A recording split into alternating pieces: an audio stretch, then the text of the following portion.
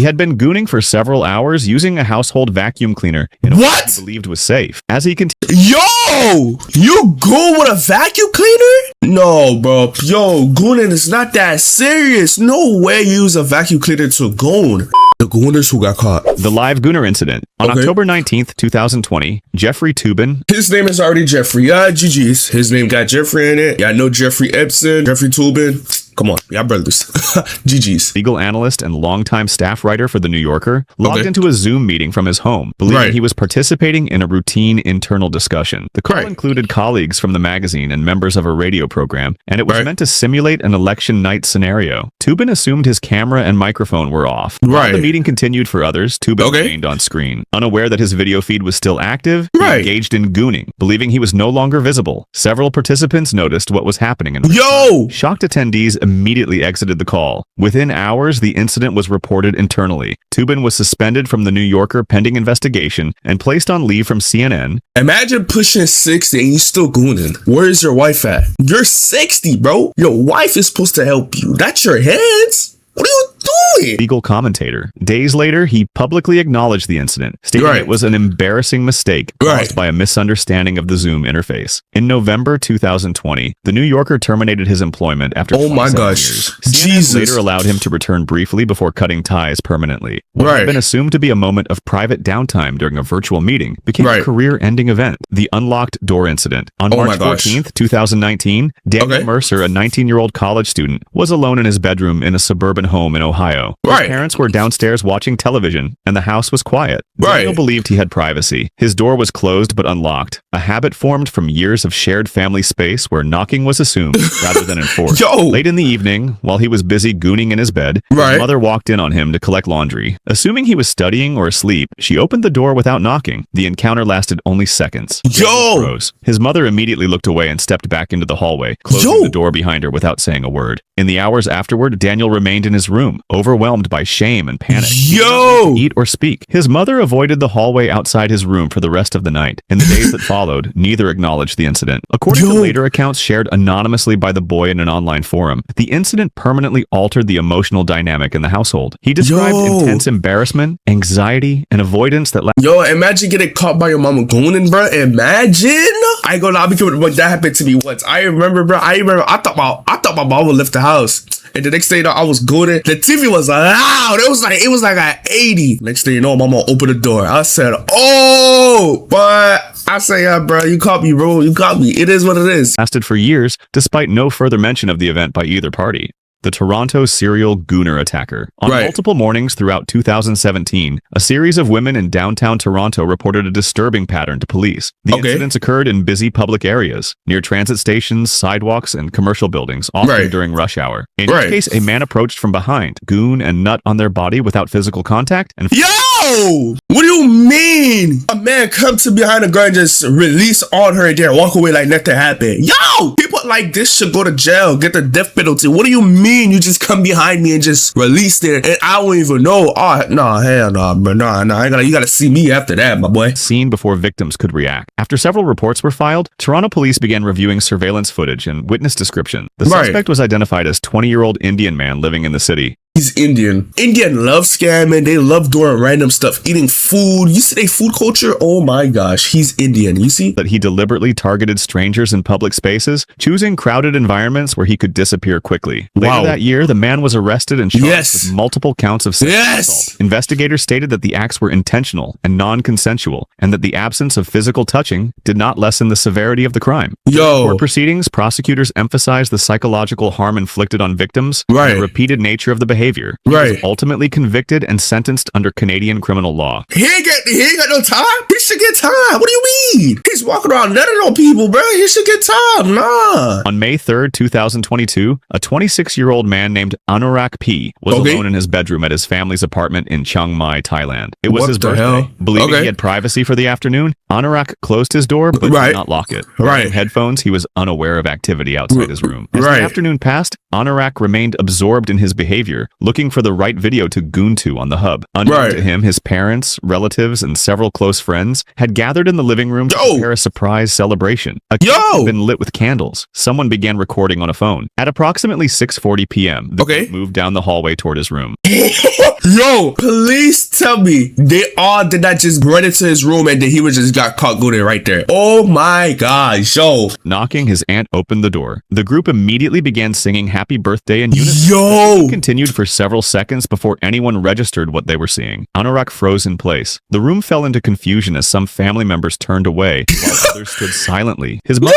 quickly closed the door and told everyone to return to the living room. The recording ended abruptly and the celebration was canceled. That evening, Anorak did not leave his room. The following Bro, you see, there's levels to this, bro. Why do you cover your whole ears? And then on top of that, when they bust in your room, why you just froze? Me personally, I would have been going crazy. I would have been packing up, I would have put up my pants on top of stuff, boy. Anorak was found deceased in his bedroom. Emergency services were contacted.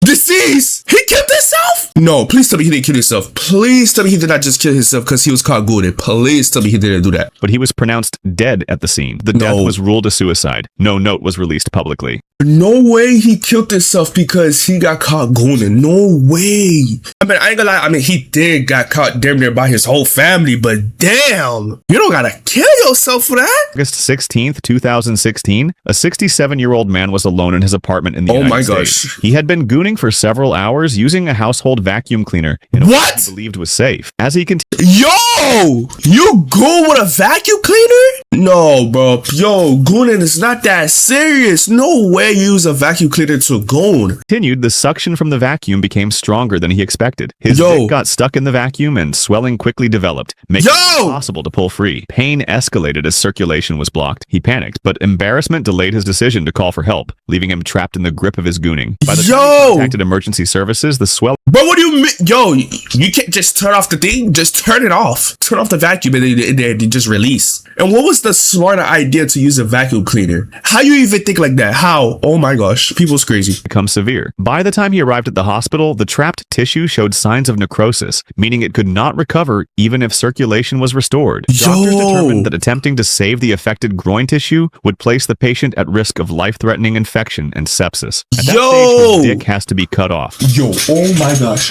Oh my gosh. His what got to be cut off? Oh my gosh. Ay, ay, ay, boy. This is exactly why you don't do certain things for pleasure. Use a vacuum cleaner, try to please yourself. Now you got to go to the doctor and get it cut off? You might as well turn to a female, my boy. You might as well turn to a female. And he survived. In his statement to clinicians, he acknowledged that he had been gooning and had not understood how dangerous household suction devices could be. The case was recorded anonymously in medical literature as a preventable accident, the Enum Claw incident. On July 2nd, 2005, a 45-year-old Boeing engineer named Kenneth Pinion took his own gooning to another level. He visited a rural farm in Enumclaw, Washington, specifically to engage in sexual activity with a stallion. He was accompanied... No.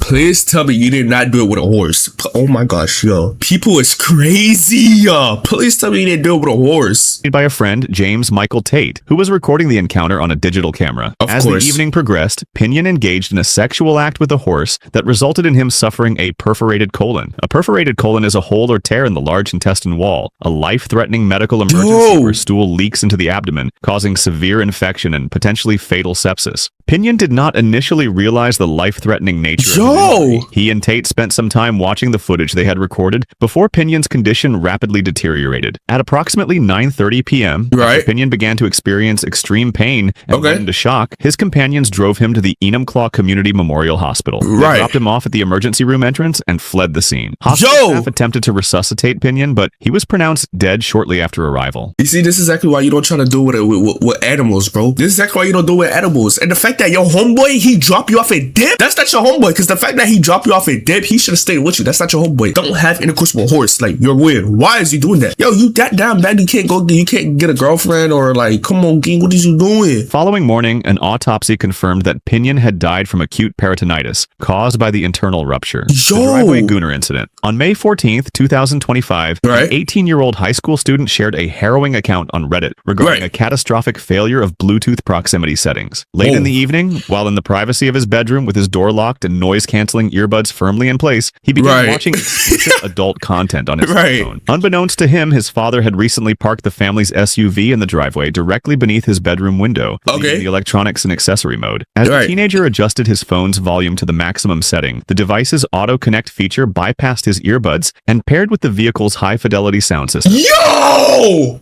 Imagine Gooner and then the Bluetooth just automatically connects to your phone. The graphic audio from the video did not play in his ears, but instead blasted at full volume through the car's speakers. Yo!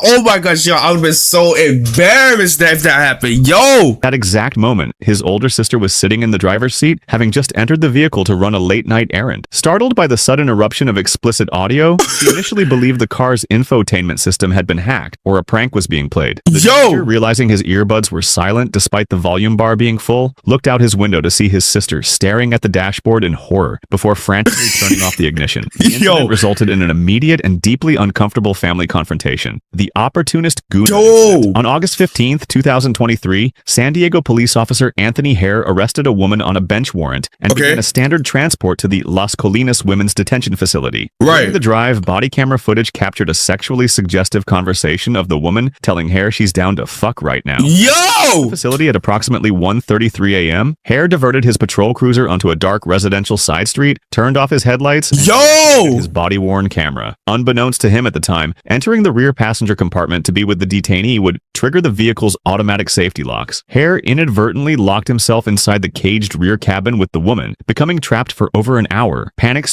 He probably did what he had to do, but he was stuck inside the vehicle, so that's why he got caught. So imagine he wasn't stuck inside the vehicle. Stricken and unable to open the doors from the inside, he was eventually forced to call a fellow officer for assistance, initially claiming he was checking the woman's pulse during a medical emergency. A supervisor arrived at 2:40 a.m. to extricate a visibly embarrassed Hare from the vehicle. Investigators found that Hare had falsely notified dispatch of his arrival at the detention center and discovered traces of semen on his duty belt. Hare was September 14th, 2023, just one day before a scheduled interview with Internal Affairs. By July 2024, his peace officer certification was officially revoked by the California Peace Officer Standards Accountability Board. In 2006, Dennis James Davidson... What is wrong with his eyes? Look at this. Why his eyes is up and the other one is straight? Yeah, you can tell he been watching too much stuff. You can tell. You can see it. Began a series of public gooning that eventually led to his branding as an incorrigible masturbator by the Oregon court system. His first recorded incident occurred while he was living with his grandmother. A neighbor witnessed him standing on another neighbor's porch.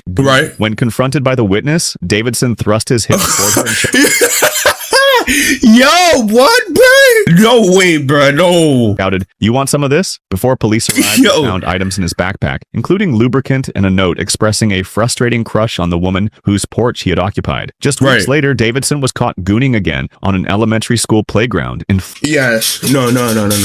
Get him gone. Get him gone. Get him gone. Get him up out of here. You going in an elementary play farm? Get him out, bro. Get him out. Full view of 3 children and several school staff members, resulting in his first significant prison term. Upon his release in 2008, he was arrested again within 4 months for gooning in a strip mall parking lot in front of 3 women and a toddler. Reached a peak in 2011 when, only 4 days after being released from prison for his previous crimes, he was spotted behind a tree at a Salem Park gooning while watching a family on a picnic. Yo, get this guy gone, bro. Alright, so that's the end of the video, bro. Gooning is not that serious, bro. Like, bro, don't stop gooning. Gooning's not that good, bro. Just go find you a girlfriend or something, man. Like, stop that. Come on, bro. But anyways, that's the end of the video. Make sure y'all boys like, comment, and subscribe to my post notification. I catch y'all boys in the next one. Yeah.